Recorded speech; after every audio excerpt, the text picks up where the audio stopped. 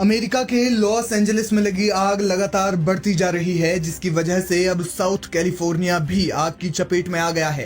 ताजा आंकड़ा ये है कि आग में झुलसकर मरने वालों की संख्या 24 पहुंच गई है, जिसमें कई ऑस्ट्रेलियाई टीवी एक्टर्स भी शामिल हैं।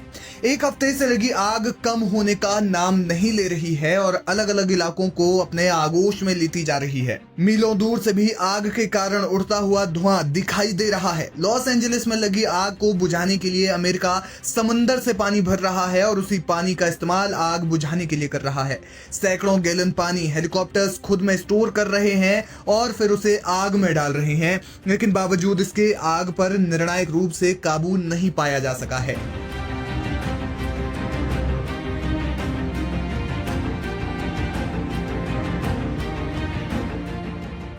अमेरिका की ऐसी परिस्थिति पर अब कई सवाल उठ रहे हैं। सवाल ये कि दुनिया की सबसे बड़ी महाशक्ति इस आग को अब तक क्यों नहीं बुझा पाया है। दुनिया का सबसे ताकतवर देश कहे जाने वाले अमेरिका को क्या चीज आग बुझाने से रोक रही है। और सवाल ये भी कि इस आग बुझाने के लिए कृत्रिम बारिश या आर्टिफिशियल रेन का इस्तेमाल क्यों नहीं किया जा रहा है।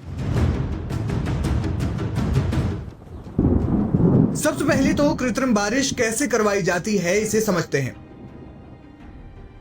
दरअसल आर्टिफिशियल रेन के लिए silver iodide, potassium iodide, urea, नमक, शुष्क बर्फ, कैल्शियम कार्बाइड और कैल्शियम ऑक्साइड के साथ साथ कैल्शियम क्लोराइड जैसे तमाम रसायनों का इस्तेमाल किया जाता है। इन्हें बादलों में छिड़का जाता है। इसे छिड़कने के लिए रॉकेट, ड्रोन या हेलीकॉप्टर का सहारा लिया जा सकता है।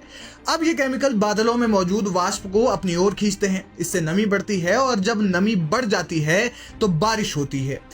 कुल मिलाकर कृत्रिम बारिश करवाने की पूरी प्रक्रिया में मुख्य भूमिका बादलों की है। लेकिन समस्या ये है कि लॉस एंजलिस के जिन इलाकों में आग लगी है उन इलाकों में इतनी भयंकर आग के कारण बादल ही खत्म हो गए हैं। इसके अलावा लगातार धधक रही आग से हवा में मौजूद नमी भी खत्म हो गई है और इसलिए शुष्क हवा चल रही है, जिसकी रफ्तार कभी कभी 100 किलोमीटर प्रति घंटे के पार पहुंच जाती है। विशेषज्ञ मानते हैं कि एक हफ्ते से लगातार बढ़ रही आग के कारण जमीन तो शुष्क हो ही गई है, लेकिन साथ ही हवा मौजूद नमी भी खत्म हो गई है। इससे बड़ा प्रभाव बादलों की मौजूदगी पर पड़ा है। आग से निकली भयंकर गर्मी ने इलाके में बादलों को ही खत्म कर दिया है। ऐसे में प्रशासन के पास आग बुझाने के लिए सिर्फ एक ही रास्ता बचा है, समंदर से पानी लेकर ऊपर से बौछार करने का। फिलहाल ऐसे ही आग पर काबू पाया जा सकता है। अगर आर्टिफिशियल रेन करवाने की संभावना होती तो बहुत हद तक जंगलों की आग पर काबू पाया जा सकता था और रिहायशी इलाकों में फायर ब्रिगेड के कर्मचारी अपना काम तो कर ही रहे हैं। लेकिन परिस्थितियां अमेरिकी सरकार के एकदम विपरीत जा रही हैं। माना जा रहा है कि यह समस्या आने वाले दिनों में और ज्यादा गंभीर हो सकती है।